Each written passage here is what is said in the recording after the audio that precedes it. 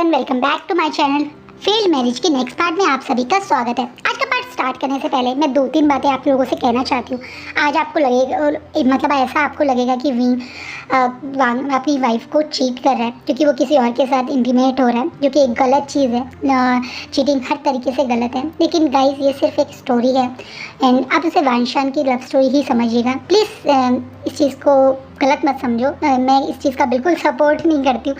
मैं खुद मानती हूँ कि आप किसी के साथ रिलेशनशिप में हो तो आपको किसी और के साथ ऐसा कुछ नहीं करना चाहिए, लेकिन इट जस्ट अ स्टोरी हर टाइप की होती है, तो प्लीज़ दिल पे मत लेना। Now back to the story. 10 part हमने देखा था कि विंग अभी कहीं ना कहीं अब महसूस करने लगा है कि वो वांगी के लिए फीलिंग लाने लगा है। वो इसी थॉट में है। 15 दिन बीत गए। विंग को वहाँ से वापस लौटे हुए, यानी अपने बड़े अपने दोस्तों के साथ टाइम स्पेंड करे हुए। तब से इन लोगों ने एक छोटा सा अपना ग्रुप भी बना लिया, एक सोशल मतलब व्हाट्सएप टाइप का, जिसमें ये लोग आपस में एक दूसरे के पिक्स भेजते हैं, एक दूसरे के साथ खूब सारे टाइम स्पेंड करते हैं। इनमें से 1-2 पिक्स में विंग और वांगी सबके जो ग्रुप पिक होते हैं साथ में खड़े हुए। Wing bar bar zoom in करके अपने और विंग को मतलब वांगी को साथ में देख के मन में बहुत हैप्पी फील करता है। अब वो पूरी तरह से समझ चुका है कि वो वांगी की तरफ पूरी तरह से मतलब एक तरीके से खिंचाव है या उसे पसंद करने ही लगा है, क्योंकि इन 15 दिन में जब भी विंग अपने मतलब वांगी के कैबिन में जाके काम करता था, वो अवॉइड करता था कि वो वांगी के साथ इस तरह की कोई बातें ना सोचे, लेकिन उसके बावजूद उस समय वो 2.5 घंटे जो वो वांगी के साथ रहता है, वो खुशी उसे अलग ही फील होती है। वांगी का उसके पास होना, वांगी का उसके लिए केयर करना, वांगी का उससे पूछना वो कैसा है, विंग को अपनी लाइफ का बेस्ट पार्ट लगता है। अब वो जब भी मॉर्निंग में आता है तो उसकी नज़र सबसे पहले वांगी को ढूंढते हैं, जैसे वो चाहता है कि उसका दिन स्टार्ट ही वांगी का फेस देख के हो। इतना ही नहीं, जब अब वो यहाँ से घर जाता है तो वांगी से वो दूर होना वो उसे इतनी बड़ी मुसीबत लगता है। उसके मन में इतना पेन होता है, वांगी को गुड बाय बोलना उसको अपनी लाइफ का सबसे हार्ड पार्ट लगता है। अब उसे समझ आ चुका है, ना चाहते हुए भी वो वांगी की तरफ अट्रैक्ट हो चुका है, तो वांगी के लिए वो फीलिंग लाने लगा। लेकिन उसे ये लगता है कि शायद वांगी ऐसा नहीं है। इतना हैंडसम, इतना मस्कुलर पर्सन, इतनी अच्छी पर्सनैलिटी करने वाला पर्सन, जिसे बाहर जब भी वो कभी बाहर भी गए तो लड़कियां 4-4 बार मुड़ मुड़ के देखती है, वो पर्सन क्यों किसी लड़के में इंटरेस्टेड होगा, खासकर एक मैरिड मैन में। यही वजह कारण है कि विंग यही सोच रहा है कि वो इस हैप्पीनेस में जो टाइम वांगी के साथ बिता पा रहा है, इसी टाइम को इसी तरीके से हैप्पी रहकर बिताएगा। वो अपने मन में इस फीलिंग को किसी और को एक्सप्रेस नहीं करने देगा, मतलब अपनी मन की फीलिंग किसको नहीं बताएगा। यही विंग सोच रहा है। अच्छे खासे उसके 15 दिन जा रहे थे, वो तो भूल ही गया था कि वो एक मैरिड मैन है, उसकी एक वाइफ भी है। वो वाइफ जिसने शायद विंग को अपने ट्रॉफी हस्बैंड बना रखा है, अब उसका बच्चा है, उसे याद भी नहीं रहता है, वो वाली वाइफ। हाँ, आज 15 दिन बाद वो वाइफ वापस आ रही है चाइना। बैंकिंग चाइना लैंड कर चुकी है और चाइना में आती उसने सबसे पहले अपने इस फ़ोन को एक्टिव किया, जिसमें उसका चाइना वाला सिम पड़ा हुआ है। इससे पहले उसने ये फ़ोन ऑफ करा हुआ था। उसने वहाँ पे जब वो लैंड हुई थी तो वहीं का एक सिम ले लिया था, और उसी के कारण वो अपने पापा से 1-2 बार बात कर लेती थी, ना मोस्ट ऑफ द टाइम तो वो अपने काम में ही बिजी रहती थी। लेकिन जैसे वो यहाँ आके अपना फ़ोन स्टार्ट करती है तो बहुत सारी नोटिफिकेशन, बहुत सारे उसके रिमाइंडर्स के उसको मैसेज आते हैं, जिसमें से उसकी नज़र विंग वाले मैसेज पे पड़ते हैं। उसे सडनली याद आता है कि अरे विंग का तो बर्थडे भी था और वो भूल गई। विंग से लगता है कि पहले से ही विंग और उसके बीच में इतनी प्रॉब्लम थी जिसके कारण वो वहाँ गई थी। वैसे उसने भी कोई विंग को ज़्यादा याद नहीं किया, बल्कि वो तो इस घमंड में थी कि विंग उसे याद कर रहा होगा। लेकिन अब उसे लगता है कि कहीं ऐसा ना हो कि और ज़्यादा प्रॉब्लम हो गई हो, विंग और गुस्से में बैठा हो कि वांगी उसको विश नहीं किया। वांगी को थोड़ा सा बुरा भी लगता है कि अरे उसने एक मैसेज भी नहीं किया, विंग को बुरा तो लगा होगा, वो ऐसा सोचे। पर असलियत तो हम जानते हैं, उसे तो बिल्कुल बुरा नहीं लगा। अब तो उसे वांगी याद भी नहीं, तो बुरा क्या मानेगा।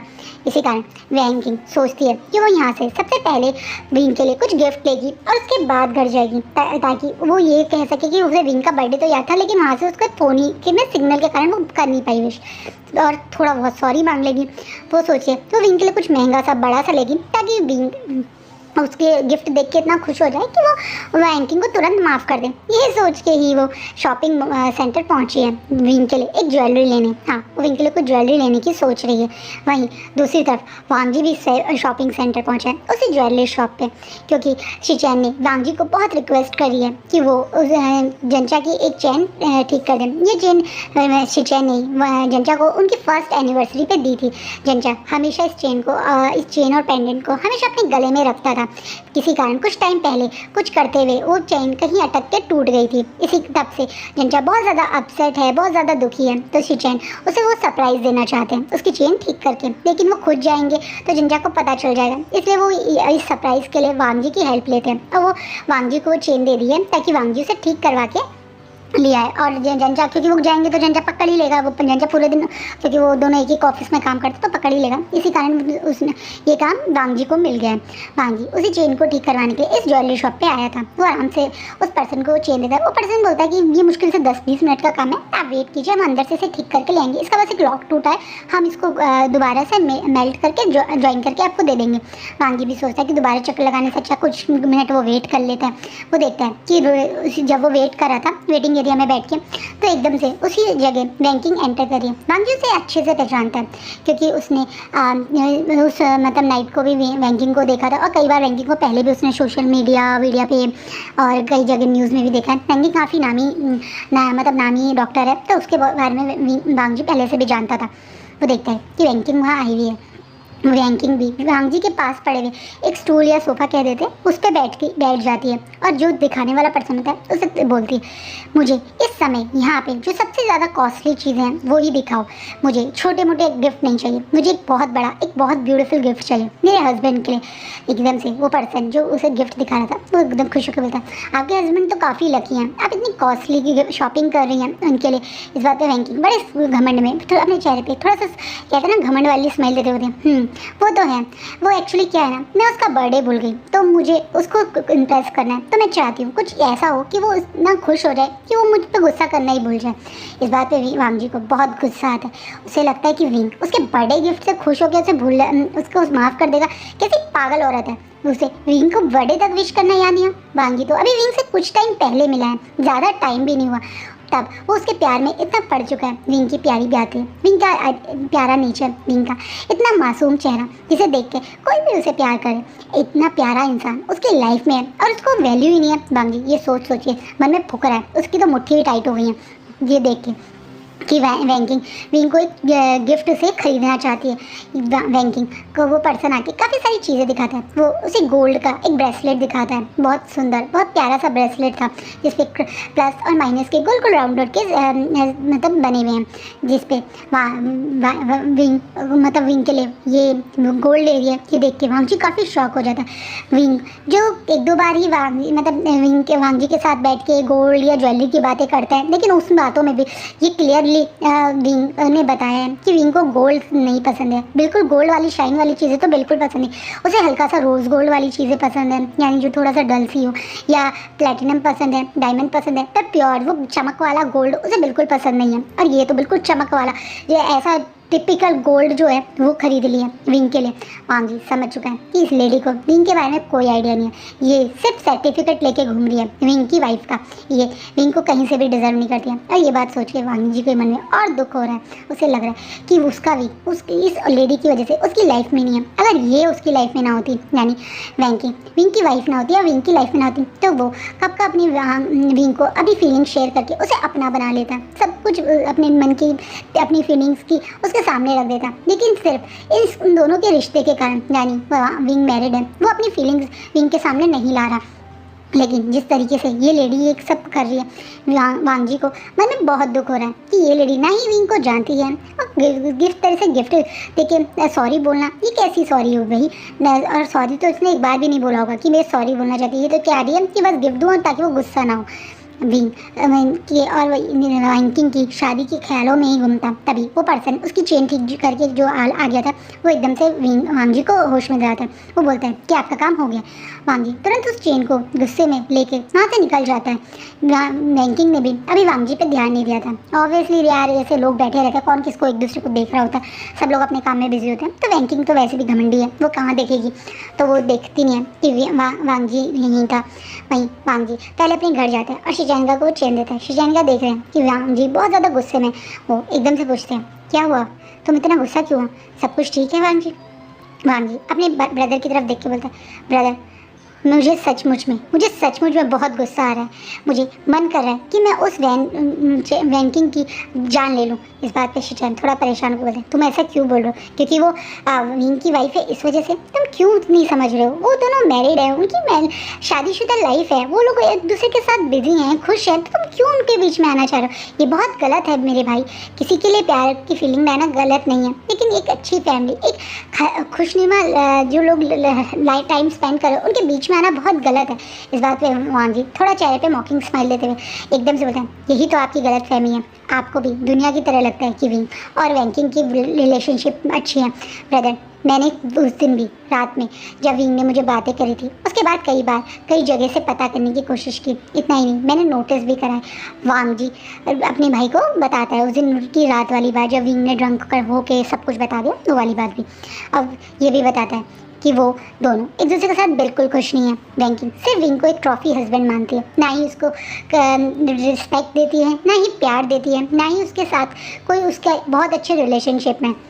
इस बात को सुन के शिचैन को विंग के लिए बहुत बुरा लगता है, लेकिन वो कभी अपने भाई को कोई गलत एडवाइस नहीं देना चाहते। इसलिए वो कहते हैं, अगर ऐसा है तो तुम वेट करो उन दोनों को अलग होने का, पहले से तुम ऐसी कोई गलती मत करना।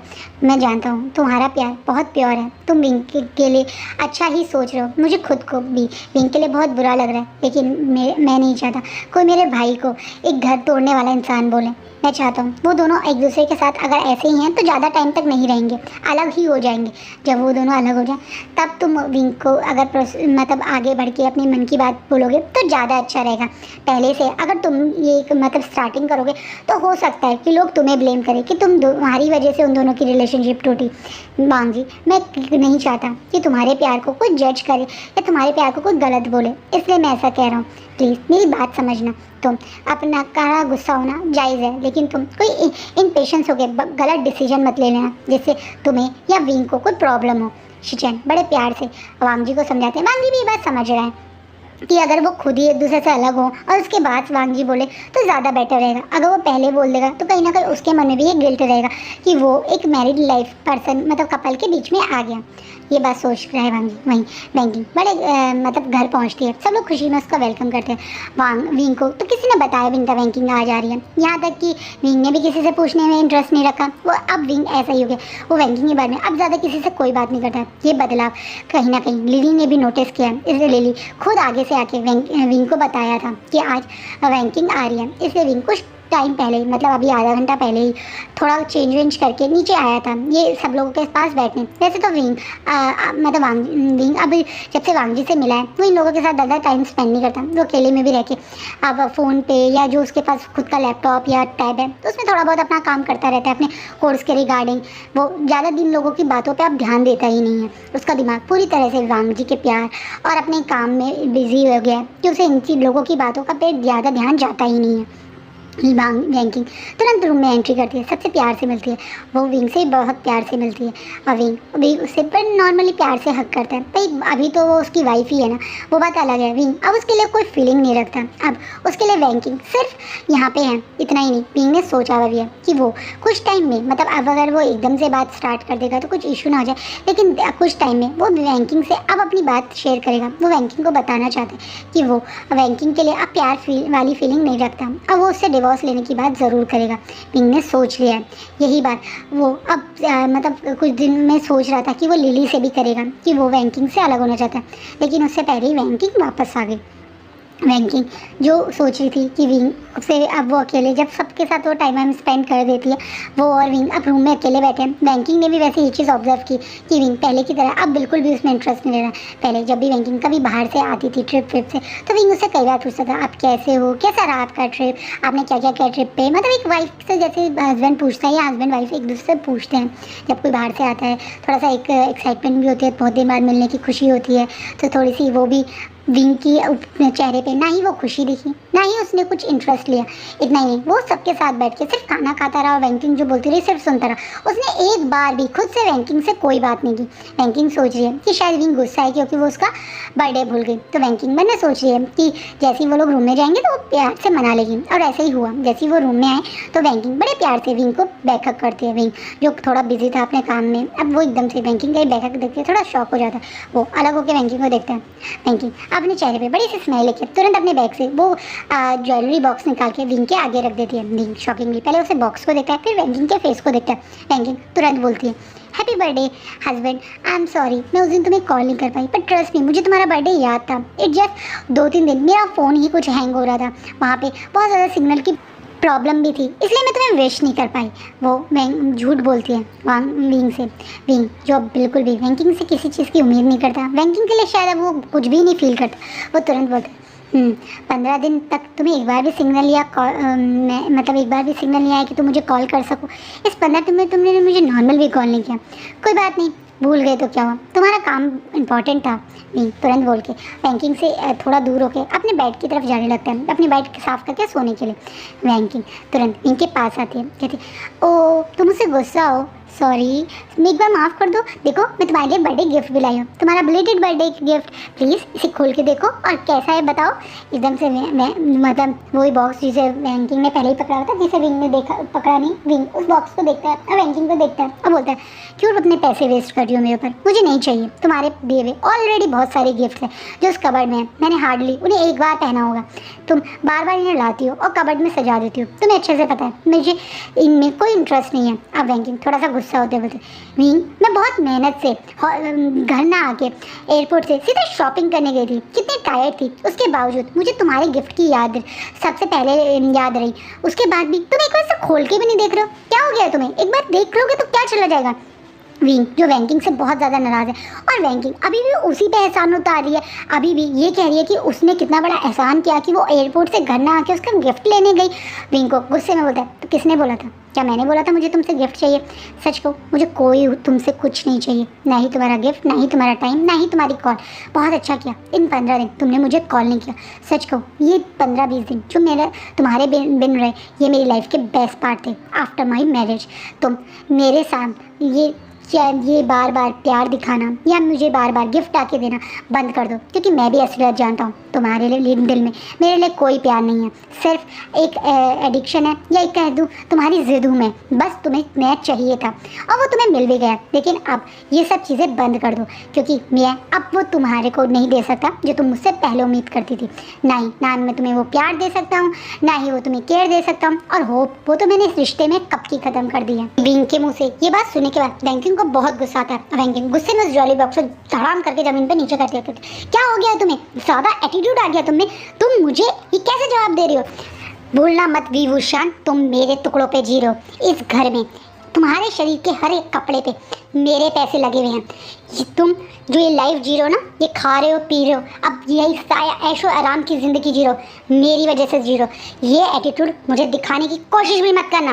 वेंकिंग बहुत गुस्से में बोलती है। वेंकिंग के मुझसे सुन के विंग को बहुत गुस्सा आता है। उतना ही नहीं, विंग ने जो बॉक्स धड़ाम करके नीचे गिरा तो उस पर उसकी नज़र भी गई, जब उसने देखा कि उसमें गोल्ड का कड़ा है तो विंग गुस्से में बहुत ज़ोर ज़ोर से हंसने लगता है। वेंकिंग बहुत ज़्यादा घबरा जाती है, ये विंग कैसा रिएक्शन दे रहा है। आज से पहले जब भी उन दोनों की लड़ाई होती है तो वेंकिंग वो चीखता है, रोता है, पर इस तरीके से ज़ोर ज़ोर से हंसने लगता है ये तो कभी नहीं हुआ।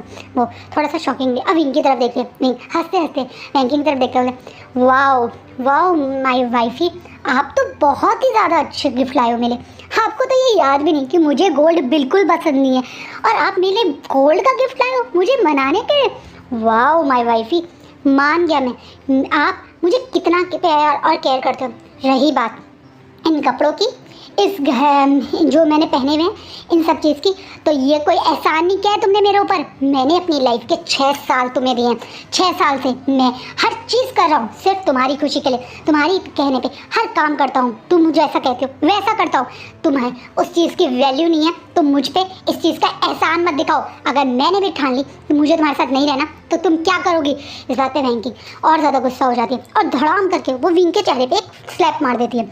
विंग से आज से पहले वेंकिंग और विंग के बीच में बहुत लड़ाइयाँ हुई हैं, लेकिन वेंकिंग कभी ऐसा करती नहीं थी, क्योंकि विंग भी उस पर इतनी ज़ोर ज़ोर से चीख के नहीं पड़ता था, वो उसे नॉर्मली लड़ता था, लेकिन प्यार से लड़ाई जो होती है ना थोड़ा गुस्से में ऐसे एक दूसरे को एकदम चीख के पड़ना, एक दूसरे को हाथ छोड़ देने वाला लड़ाई इनकी कभी पहले हो ही नहीं थी।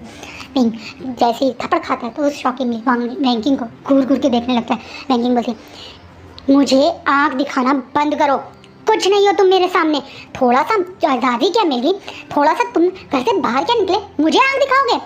तुम बाहर निकल के देखो विभूषण, तुम्हारी कोई औकात नहीं है। तुम्हें जो भी ये वैल्यू मिल रही है इसलिए मिली है क्योंकि तुम डॉक्टर वैंकिंग के हस्बैंड हो, वरना तुम अकेले कुछ भी नहीं हो। अब गुस्से में बोलता है, अच्छा अगर ये है तो आज इसी वक्त डॉक्टर वैंकिंग, ये विभूषण आपसे हमेशा के लिए जा रहा है छोड़ के। ना ही मुझे तुम चाहिए, ना ही तुम्हारा नाम चाहिए, और ना ही ये बकवास शादी चाहिए। मैं इस शादी में अब और नहीं रह सकता, इस घुटन वाली ज़िंदगी को और नहीं जी सकता। तुम्हें बहुत शौक है ना अपने नाम का, अपने एक तरीके से टाइटल को सारी दुनिया को शो ऑफ करने का, तो करो, अपने इसी टाइटल को शो ऑफ करो, और जो इस टाइटल की और तुम्हारे इन गिफ्ट की वैल्यू करता हो उससे शादी करो, क्योंकि मुझे ना ही तुम, ना ही तुम्हारे गिफ्ट, और ना ही ये तुम्हारे पैसे चाहिए। विंग गुस्से में बोल के अपना मतलब सोते हुए आयरन को ही गोदी में लेके बिना कुछ लिए सिर्फ एक फ़ोन उठा के वहाँ से निकल जाता है। विंग का इस तरीके से गुस्से में बाहर जाना वैंकिंग को बहुत गुस्सा दिलाता, लेकिन वैंकिंग अपने ही एटीट्यूड में थी। उसे पता था कि यहाँ विंग को कोई नहीं जानता, ज़्यादा से ज़्यादा कहाँ चला जाएगा वो, अपने जैन फैमिली अंकल के पास चला जाएगा, 2-3 दिन वहाँ रहेगा। तो मैडम यू के नेचर को भी बहुत अच्छे से जानती है। मैडम यू कितनी मतलबी लेडी है, उसके फादर का एक कॉल ही उसको मतलब विंग को जैन फैमिली के घर से बाहर निकालने के लिए काफ़ी होगा। मैडम यू कि वैन से कभी पंगा नहीं लेगी, ये भी बात वैंकिंग बहुत अच्छे से जानती है। वैंकिंग आप सोने चली जाती है क्योंकि उसके अकॉर्डिंग तो आज बहुत थक गई है, उसने ट्रैवलिंग किया और इतने थक होने के बाद भी विंग के लिए गिफ्ट लिया, तो वो रेस्ट के लिए चली जाती है बिना ये सोचे समझे कि उसका छोटा सा बच्चा भी विंग अपने साथ ले गया। इस समय बाहर का वेदर बहुत ज़्यादा ख़राब है, बहुत ज़्यादा ठंड बढ़ गई है आज, वैसे भी काफ़ी तेज़ ठंडी हवाएँ चल रही हैं, और चाइना का विंटर ज़्यादा अच्छा भी नहीं होता है, स्नो भी पड़ने का आज आसान लग रहा है, लेकिन उसे कोई फ़र्क नहीं पड़ता, उसे कोई फ़र्क नहीं पड़ता। उसका पति और उसका छोटा सा बच्चा ऐसे वेदर में बाहर रहे या कहीं और रहे, इसलिए वो आराम से सोने चली जाती है। वहीं विंग जैसे ही घर से बाहर निकलता है तो उसे थोड़ी देर के लिए लगता है कि वो इस वेदर में कहाँ जाएगा। उसके दिमाग में भी इस समय सबसे पहला नाम जैन फैमिया का ही आया था। वैसे तो उसके दिमाग में लंजा का भी नाम आया था। उसका मन भी कर रहा था कि वो एक बार वांग जी को कॉल करे, लेकिन वो किस हक से वांग जी को कॉल करता, क्या बोल के वो इतनी रात कॉल करता। रात के करीबन 11:30 बज चुके हैं। वांग जी की आदत को भी बहुत अच्छे से जानता है कि वांग जी जल्दी सोने वाले लोगों में से हैं, तो उसे इस तरह इतनी रात में डिस्टर्ब करना वो नहीं चाहता, इसलिए वो बेचारा पास की टैक्सी से वहाँ मतलब टैक्सी लेकर चला जाता है अपने अंकल के घर पे। पर जैसे ही वो अपने अंकल के गेट के पास पहुंचता है तो सिर्फ अंकल के घर से बहुत ज़ोरों से आवाज़ें आ रही हैं, लड़ाई की आवाज़ें, जहाँ जैन फैमिया और मैडम यू की लड़ाई की बाहर आवाज़ आ रही है। इस बात पे विंग थोड़ा शॉक हो जाता है। तभी वो आवाज़ें सुनने की और समझने की कोशिश करता है। मैडम यू और जैन फैमिया बहुत बुरी तरह से लड़ रहे हैं, क्योंकि कुछ देर पहले ही जैन फैमिया के पास विभूषण के पेरेंट्स का फ़ोन आया था। हाँ, वैंकिंग को फ़ोन किया था उसकी मदर इन लॉ यानी विंग की मदर ने। ये भी वहाँ लड़ाई में जैन फैमिया बोल रहे हैं कि उनके भाभी का फ़ोन आया है उनके पास कि आज यहाँ पे विंग आ सकता है, तो वो रूम साफ़ कर ले। वहीं मैडम यू गुस्से में बोले, तुम्हारी भाभी ने ये भी तो बताया ना कि विंग की और मैडम मतलब उसकी वाइफ की लड़ाई हुई है, क्यों तुम उसे यहाँ पे रोकना चाहते हो? तुम चाहते हो वैंस की नज़रों में बुरा बनना? मैं तो बिल्कुल नहीं चाहती। वैसे भी वो लोग हमारे कौन से खास हैं, कितने दिन से वो हम लोगों से बातें भी नहीं कर रहे थे, लेकिन आज अपने बेटे के मतलब के लिए कॉल करें। मैं उस विंग को इस घर में नहीं आने दूंगी। अगर वो यहाँ आया तो बिना बात के हम वैंस की नज़रों में नेगेटिव बन जाएंगे। क्या मतलब है हमारा विंग से? कितने सालों से वो हमें मिला भी नहीं, आज वो हमारे घर क्यों आएगा? बिल्कुल नहीं आएगा। अगर वो आएगा तो मैं उसे धक्के मार के घर से बाहर निकाल दूंगी। ये बात सुनने के बाद विंग के पैर वहीं रुक जाते हैं जब ये सुनता है कि किस तरीके से उसकी आंटी उसे धक्के मार के बाहर निकालने की बातें करें। दूसरा, उसके पेरेंट्स ने वैंकिंग को कॉल किया था। विंग को बहुत गुस्सा आता है। उसकी मदर उससे ज़्यादा वैंकिंग को कॉल करती है। उसका रीज़न ये है कि उसकी मदर सोचती है कि अगर वो वैंकिंग के साथ अच्छे टर्म्स में रहेगी, उसके बाद से अच्छी मेंटेन करेगी रिलेशनशिप, तो वैंकिंग उसके बेटे को और मतलब ज़्यादा परेशान नहीं करेगी। इसी कारण उसकी मदर जैसी वैंकिंग वापस आई थी तो उसे कॉल करती है पूछने के लिए कि उसका कैसा रहा ट्रिप, कैसी रही वो। लेकिन उल्टा वैंकिंग उनके ऊपर ही गुस्सा करके फ़ोन काट देती है, ये बोल के कि उसे डिस्टर्ब ना करे, वो बहुत थक गई है, उसका मन नहीं है उनसे बात करने का। वैसे भी विंग ने उसका मूड ख़राब कर दिया उससे लड़ाई करके, और अब वो यहाँ है भी नहीं, तो आप डायरेक्ट उससे ही बात कर ले। ये बात सुनने के बाद सबसे पहले उसकी मदर को जैन फैमिया को ही फ़ोन करने की याद आई। विंग जब ये सुनता है कि उसकी मदर ने वैंकिंग को कॉल किया था तो उसकी और गुस्सा आता है, क्योंकि सच्चाई तो यही है, उसके मदर फादर अब उससे ज़्यादा वैंकिंग और वैन रोहान को इम्प्रेस करने में लग रहे थे, क्योंकि वो ज़्यादा रिच हैं, उनकी वजह से उन्हें प्रॉफिट हो रहा है। जैसे विंग को तो ये लगता है कि उसके पेरेंट्स के लिए तो वो एक ATM मशीन ही बन गया। जब उन्हें कुछ पैसे की ज़रूरत या अपने बिजनेस में कुछ इन्वेस्टमेंट की ज़रूरत होती है तभी उसकी याद आती है। इसी कारण विंग को अब अपने पेरेंट्स से भी ज़्यादा होप नहीं है। और अभी जिस तरीके से जैन फैमी और मतलब आंटी यू लड़ रहे हैं, उसे देख के विंग के कदम वहाँ से रुक के वो वापस ही बाहर जाने लगता है। वहीं जैन फैमी ने अपनी विंडो से देख लिया विंग को वापस जाते हुए। वो बेचारे कोशिश भी करते हैं विंग का पीछा करने के लिए, लेकिन मैडम यू उसे रोक देती है। जैन फैमिली वेदर देख के और ये देख के कि विंग की गोद में उसका छोटा सा बच्चा भी है, बहुत ज़्यादा स्ट्रेस हो जाते हैं। इसी कारण वो तुरंत जंचा को कॉल कर देते हैं। वो काफ़ी बार जंचा को कॉल करते हैं, करीबन 10-20 बार कॉल करते हैं, तब जाके जंचा का फ़ोन उठता है। इससे पहले वहाँ कौन था वो नहीं सुनते, वो सीधा फ़ोन पे बोलते हैं, जंचा जंचा विंग यहाँ आया था, तुम्हें पता है आज विंग और वेंटिंग की बहुत बड़ी लड़ाई हो गई है। गुस्से में वो मेंशन छोड़ के ये यहाँ आया था, लेकिन तुम्हारी मदर बिना बात के चीख रही थी, इसी कारण वो बेचारा हमारे घर पे रुका नहीं, बाहर से बाहर ही चला गया। मुझे बहुत ज़्यादा फिक्र हो रही है उसके पास उसका छोटा सा बच्चा भी है, पता नहीं इतने गंदे वेदर में इतने समय वो कहाँ होगा। जंचा प्लीज़ अपने भाई को कॉल करो, उसे अपने घर बुला लो, मैं सुबह तुम्हारे पास आके उसे लेने आ जाऊँगा, तुम फिक्र मत करो, बस आज रात के लिए उसे अपने पास रोक लेना, मैं इतनी रात में इस वेदर में उसे बाहर नहीं देख सकता। जैन फैमिली नॉन स्टॉप बोलते हैं बिना ये देख सुने कि भी उस तरफ कोई है भी या नहीं। फ़ोन तुरंत कट हो जाता है, उन्हें लगता है शायद जंचा ने उनकी बात सुन ली। वहीं भी अभी कहाँ जाए उसे कुछ समझ नहीं आ रहा। उसके कदम इस समय ना चाहते हुए भी चलते चलते प्ले स्कूल के सामने आके रुक गए। हाँ, यही तो है एक जगह जहाँ विंग को खुशी मिलती, जहाँ अच्छा लगता है, लेकिन इतनी रात में वो भी बंद है, उसमें कोई नहीं है। विंग अपने छोटे से आयुन को वहीं उसी प्ले स्कूल के सामने उसी ट्री के नीचे लेके बैठ जाता है जहाँ फर्स्ट डे वो जंचा से मिला था। विंग आयन को अपने सीने से लगा रखा है, अपनी जैकेट से और ज़्यादा कवर करने की कोशिश कर रहा है, क्योंकि विंग को भी अब धीरे धीरे ठंड बहुत ज़्यादा बढ़ती हुई लग रही है। विंग को पता है कि इस समय वेदर अच्छा नहीं है, हवा भी बहुत तेज़ चलने लगी है, ठंडी हवा। अब उसे घबराहट हो रही है कि कहीं उसने गलती तो नहीं कर दी, इतनी रात में बिना कुछ सोचे समझे घर से बाहर निकल जाने की गलती तो नहीं कर दी। उसके पास भी इस समय ज़्यादा पैसे नहीं हैं, जो एक छोटा सा जैसे फ़ोन में हमारे पास पेटीएम वेटीएम टाइप है ना, वो ही है उसके पास, और उसमें जितने पैसे थे वो उसके टैक्सी से इधर उधर जाने में ही ऑलमोस्ट खर्च हो गए। मंथ एंड होने ही वाला है, अभी 2-3 दिन बाद ही उसकी सैलरी आती, अभी उसके पास ज़्यादा पैसे भी नहीं है, इसलिए बेचारा बहुत ज़्यादा स्ट्रेस में।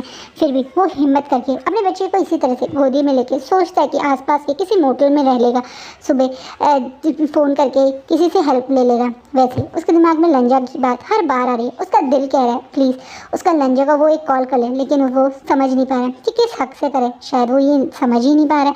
विंग इसी सोच में था, सडनली एक धड़ाम गाड़ी उसके प्ले स्कूल के सामने रुकती है। विंग शॉकिंगली इतनी रात में एक और गाड़ी वहाँ देख के शॉक है। तभी वो देखता है कि उस गाड़ी से बाहर निकल के लांगवांग जी निकला हुआ है। लांगवांग जी बिना कुछ सोचे समय वो अपनी गाड़ी से निकल के दौड़ता हुआ विंग की तरफ जाता है। वो देखता है कि विंग किस तरीके से नीचे बैठा हुआ है, उसने आयन को अपने सीने से लगा रखा है और उसे पूरी दोनों साइड से कोट से ढक के बैठा हुआ है। ये देख के वांग जी को बहुत गुस्सा आता है। वो बिना कुछ सोचे समझे विंग से आयन को गोदी में ले लेता है। वो विंग से कुछ भी नहीं बोलता है, सिर्फ आयन को गोदी में लेके सिर्फ और अपनी गाड़ी की तरफ जाने लगता है। विंग कुछ समझ नहीं पा रहा है कि वांग जी से कुछ क्यों नहीं कह रहा है, पर विंग वांग जी के पीछे पीछे जाने लगता है। वांग जी अपनी गाड़ी का गेट खोलता है और विंग को बोलता है गाड़ी में बैठो, और आयन को पीछे की सीट पर लिटा के अपनी गाड़ी में एक एक्स्ट्रा पड़े हुए कोट से उसे कवर कर लेता है।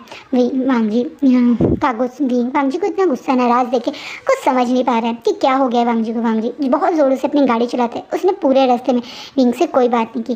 विंग को कुछ समझ नहीं आ रहा है वांग जी इतनी रात में यहाँ कैसे आया, कैसे उसके मतलब ये पता चला कि विंग आज यहाँ पर है, और वहाँ वो उससे कुछ बात क्यों नहीं कर रहा। वांग जी से विंग कोशिश करता है कुछ पूछने की। वो पूछता है वांग जी तुम्हें कैसे पता चला मैं यहाँ था, लंजा तुम्हें किसी का फ़ोन आया था क्या। वांग जी कुछ नहीं बोलता। वांग जी सिर्फ गाड़ी ड्राइव कर रहा है। उसकी आंखों में बहुत गुस्सा है। उसकी फेस को देख के कोई नहीं बता सकता कि आज वांग जी के दिल में क्या चल रहा है। बस वांग जी को देख रहा है और बार बार उससे कोशिश कर रहा है कुछ बात करने की, कुछ मतलब एक तरह से कम्युनिकेशन स्टार्ट करने की, लेकिन वांग जी उसे पूरी तरह से इग्नोर कर रहा है। विंग को ये चीज़ बहुत हर्ट फील करवा रही है, क्योंकि उसने कभी नहीं सोचा था कि मतलब वांग जी उसे इस तरह से इग्नोर करेगा। वो लोग एक बहुत बड़े से एक पॉश इलाके में एंट्री करते हैं। वांग जी तुरंत विंग को गाड़ी में पार्किंग करके विंग को वहीं गाड़ी में छोड़ के पीछे के गेट से आयुन को गोदी में लेके कहीं जाने लगता है विंग। घबरा के पीछे पीछे विंग वांगजी के साथ जा रहा है। वांगजी एक बहुत बड़े लग्जूरियस से अपार्टमेंट में एंट्री करता है। विंग देख रहा है कि अपार्टमेंट कितना लग्जूरियस है, यहाँ हर चीज़ बहुत ज़्यादा कॉस्टली है, पूरा अपार्टमेंट बहुत ज़्यादा क्लीन है। ये एक पेंट हाउस है जिसमें दो तीन फ्लोर हैं अपार्टमेंट के अंदर ही। विंग देखता है कि वांगजी कहीं ऊपर चढ़ के जा रहा है। विंग भी तुरंत उसके पीछे पीछे जाता है। वांगजी एक रूम में एंट्री करके वहाँ पे आयुन को आराम से लिटा देता है। उसके शूज़ रिमूव करता है, उसके जो कपड़े उसने ऊपर जैकेट पहनी थी उसे रिमूव करके एक वार्म सी ब्लैंकेट में कवर करके उस रूम का हीटर चला के आराम से बाहर आ जाता है। विंग देख रहा था कि ये रूम वांगजी का ही है। हाँ, वांगजी ने आयुन को अपने ही बेडरूम में सुलाया है। विंग ये रूम वांगजी का है और वांगजी के कुछ पर्सनल सामानों को जो उस रूम में हैं उन्हें देख के पहचान गया। इतना ही नहीं, वांगजी के शायद आज मॉर्निंग के कपड़े भी उस एक साइड वाले सोफे पे पड़े हुए थे। तो विंग समझ चुका है कि ये पक्का वांगजी का बेडरूम है। तो वो क्यों आए इनको अपने बेडरूम में सुला रहा है। उससे अगर रूम वांगजी विंग को अपने रूम में घर पे लाया ही है तो उसे अब गेस्ट रूम में क्यों नहीं सुला रहा। ये भी विंग को स्ट्रेस दे रहा है। विंग पीछे पीछे वांगजी क्या रहा है, वो बार बार वांगजी से कुछ बात करने की कोशिश कर रहा है। अब वांगजी गुस्से में विंग की तरफ देखता बोला, क्यों बात करनी है तुम्हें मुझसे, मुझे नहीं करनी तुमसे बात, समझ में नहीं आ रहा है। जाओ आयुन के पास जाओ और सो जाओ। अभी मुझे बहुत गुस्सा आ रहा है, मैं नहीं चाहता तुम्हारे मेरे बीच में सब कुछ खत्म हो जाए। आज तुम मेरे गुस्से से नहीं बच पाओगे विंग, प्लीज़ जाओ आयुन के पास जाके रेस्ट करो, अब हम कल बात करेंगे। ये बोल के वांगजी गुस्से में जा रहा था। ये बात सुनने के बाद विंग एकदम से बहुत ज़्यादा घबरा जाता है। आज ये वांगजी का रूप विंग को बहुत ज़्यादा नर्वस, बहुत ज़्यादा घबराहट फील करा। विंग तुरंत वांगजी का हाथ पकड़ लेता है। वांगजी जब कहीं मुड़ के विंग की तरफ पीठ दिखा के जा रहा था, एकदम से जब वो देखता है कि विंग ने उसका हाथ पकड़ा तो वो विंग की तरफ मुड़ के देखता है तो देखता है कि विंग की आंखों में मोटे मोटे आंसू हैं। विंग की आंखों से लगातार आंसू बह रहे हैं। वो समझ नहीं पाया कि वो क्या करे। उसे इतना गुस्सा आ रहा है, उसका मन कर रहा है कि वो विंग से लड़े, उस पर चिल्लाए, लेकिन फिर भी वो अपने आप को शांत कर रहा है। विंग हम सुबह बात करेंगे, प्लीज़ तुम रो मत, अंदर जाओ, मैं कल बात करूँगा। वहीं बिल्कुल वांगजी का हाथ नहीं छोड़ता। अब बोलता है, नहीं लंजा, प्लीज़ मुझसे बात करो। अगर तुम इस तरह से मुझसे नाराज़ होकर जाओगे तो मैं सो नहीं पाऊँगा, मैं जी नहीं पाऊँगा। प्लीज़ लंजा, प्लीज़ मुझसे बात करो। विंग की बात सुन के वांगजी थोड़ा नाराज़गी में, थोड़ा गुस्से में बोलता है, ठीक है, पहले तुम अपने कपड़े चेंज करो, अंदर मेरे कबर्ड है उसमें से कुछ भी पहन के नीचे आओ, मैं नीचे डाइनिंग रूम में तुम्हारा वेट कर रहा हूँ। ये बोल के वांगजी तुरंत उस जगह से नीचे चला जाता है विंग के लिए गर्म कॉफ़ी बनाने, क्योंकि विंग के कपड़े भी थोड़े से गीले से हो गए हैं ठंड में बाहर रहने की वजह से। जब हवा थोड़ी स्नो वाला वेदर होता है तो कपड़े थोड़े से गीले से हो जाते हैं। ऐसा ही इस समय विंग के अपर क्लोथ लग रहे हैं। विंग भी तुरंत अंदर जाके थोड़ा सा फ्रेश होकर वांगजी के दिए हुए कुछ कपड़े पहन के वांगजी के कबर्ड में से कुछ कपड़े पहन के तुरंत नीचे आता है तो देखता है कि वांगजी ने उसकी और अपने लिए एक हॉट कॉफ़ी बना रही हुई है। वहीं जैसे ही विंग नीचे उतरता है सीढ़ी से, वांगजी बिना टाइम लगाए ओपन किचन से अपनी और वांगजी के कॉफ़ी के मग लेके डाइनिंग टेबल पे आके बैठ जाता है। वहीं भी तुरंत वांगजी के पास आके बैठ जाता है। वांगजी विंग को वो कप देता है। विंग पहले कप की को सिप लेता है। अब वांगजी बोलना शुरू होता है, क्यों विंग, क्या मैं तुम्हारा दोस्त नहीं हूँ? क्या तुम मुझे अपना कुछ मानते हो? तुमने आज मुझे फ़ोन क्यों नहीं किया? तुमने एक बार भी मुझे कॉल करने के बारे में क्यों नहीं सोचा? तुम्हें पता था, जब मुझे पता चला कि तुम इतने गंदे वेदर में अपने आप को और आयुन को अकेले लेके बाहर आ गए हो, तुमने सोचा मुझे कैसा लगा होगा? शुक्र है भगवान का कि मैं ब्रदर के घर पे ही याद सो रहा था। मैं ब्रदर के घर था इसलिए वो कॉल मैंने उठा ली, वरना शायद वो कॉल तुम जनचा सुबह मॉर्निंग में देखा और तब तक तुम और आयुन की डेड बॉडी पड़ी होती उस पार्क में। वांगजी बहुत गुस्से में और चीख के ये बात बोलता है। विंग इतना ज़ोर से वो चीखता है कि विंग एकदम से काँप जाता है। वो कप भी उसके ऑलमोस्ट हाथ से निकलने ही वाला था। विंग अब वांगजी की तरफ देखता है। वांगजी बहुत गुस्से में, वांगजी सचमुच में बहुत डर गया था।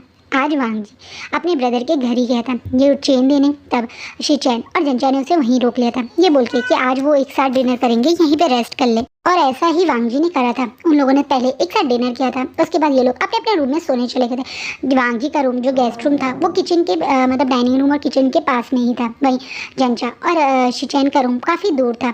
शायद जंचा गलती से धोखे में किचन में ही अपना फ़ोन भूल गया था रात में डिनर रेडी करते समय। इसी वजह से बार बार जब उसके फादर कॉल पे कॉल करे थे तो उसकी फ़ोन की रिंग से वांगजी की नींद खुल गई और वांगजी ने सोचा कि कोई इतनी रात में लगातार कॉल कर रहा है तो कोई इमरजेंसी होगी। इसी कारण वांग जी तुरंत किचन में उस फ़ोन को पिक कर लेता है। जब वो देखता है कि उस पर उसके जैन फैमिली का नंबर आ रहा है, मतलब फादर का नंबर आ रहा है, तो और घबरा के फ़ोन उठाता है। लेकिन जब वो वहाँ से सुनता है कि ये फ़ोन विंग के बारे में था, तो वो और ज़्यादा नर्वस हो जाता है। एक मिनट के लिए तो वो बहुत ज़्यादा डर जाता है। एक तो अकेले इतनी रात में वहाँ इस वेदर में विंग निकल गया है और वो कहाँ है किसी को नहीं पता। वांग जी ने कई बार विंग के फ़ोन पे भी ट्राई किया, लेकिन शायद विंग गुस्से में निकला था, तो उसके फ़ोन में ज़्यादा बैटरी भी नहीं थी, इसलिए उसका फ़ोन बंद हो गया था। वांग जी बहुत ज़्यादा परेशान था।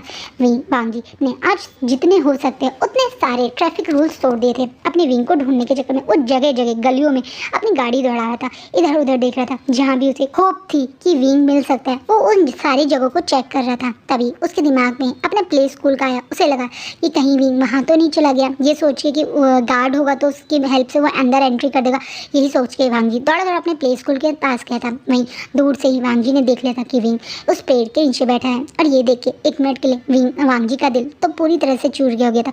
उसे लगा कहीं आज वो अपने विंग को खो ना देता। क्या होता अगर आज वो अपने ब्रदर के घर पे नहीं रुकता?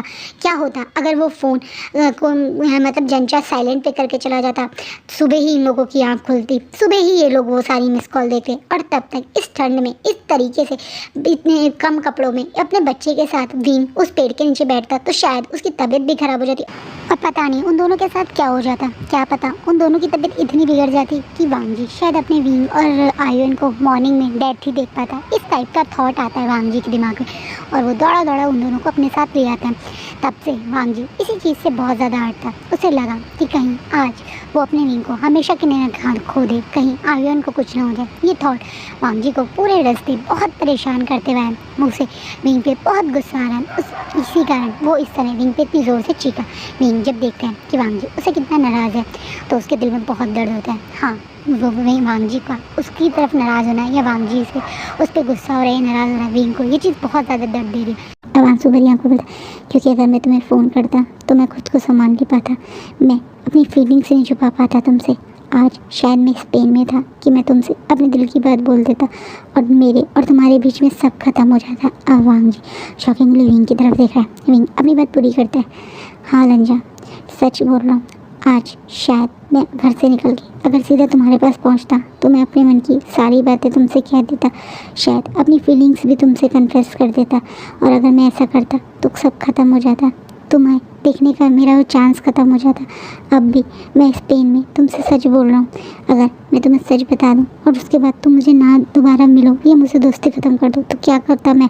ये सोच के अब विंग मतलब यही बातें सोच रहा था विंग, शायद इसी कारण उसने फ़ोन नहीं किया। इसलिए विंग की ये बातें सुनने के बाद वांग जी बहुत ज़्यादा शॉकिंगली विंग की तरफ देखता हुआ, क्या क्या सच बताना चाहते थे तुम मुझे? किस फीलिंग की बात कर रहे हो तुम मुझसे?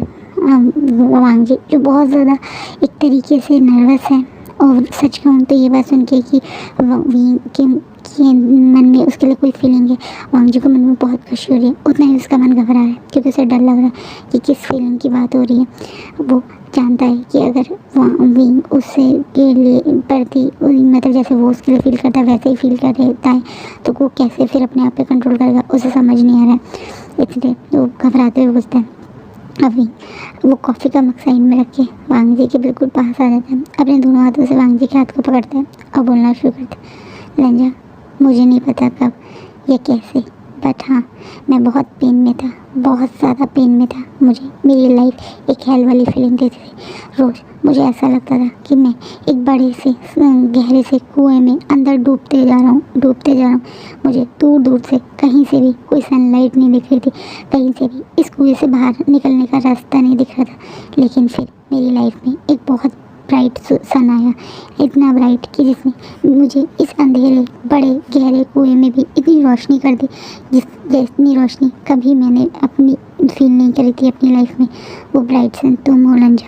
जब से तुम मेरी लाइफ में आए हो मुझे हर पेन में एक हैप्पीनेस दिखती है, मुझे लोगों के ताने बुरे नहीं लगते, मुझे फिर से जीने का मन करता है, अपना करियर बनाने का मन करता है, फिर से विभूषण बनने का मन करता है, पुराना विभूषण जो लाइफ में हैप्पी होना चाहता था, जो लव क्या होता है उसे फील करना चाहता था, लव वाली फीलिंग फील करना चाहता था।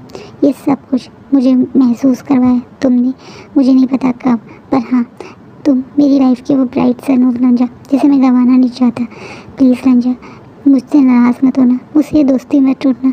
मैं मानता हूँ मुझे तुम्हें इस तरीके से प्यार करना बिल्कुल गलत है, पर मुझे नहीं पता ये मैंने कैसे किया। लेकिन हाँ रंजा, अगर मैं ऐसा करता हूँ तो मैं उस चीज़ का तुम्हें मतलब पुश नहीं करूँगा या फोर्स नहीं करूँगा कि तुम भी मेरे लिए ऐसा फील करो। बस मुझसे दोस्ती मत तोड़ना, इतना ही मैं चाहता हूँ। विंग के मुँह से ये सुन के कि विंग उसे पसंद करता है, इतना प्यार करता है, उसे इतना ज़्यादा मतलब अपनी लाइफ में इम्पोर्टेंट मानता है, वांग जी को रहा नहीं चाहता। वो तुरंत विंग के उन्हीं हाथों से वो अब पकड़ के ज़ोर से खींच के विंग को पैशनेटली किस करने लगता है। और आज का फैन फिक्शन यही रुकता है। आई नो आज की वीडियो में आपको मेरी वॉइस में बहुत चेंज लग रहा होगा, कभी कैसी कभी कैसी। एक्चुअली कोई गेस्ट आ गए थे इसलिए ऐसी वीडियो बनी। होप सो आपको अच्छा लगे। Thank you.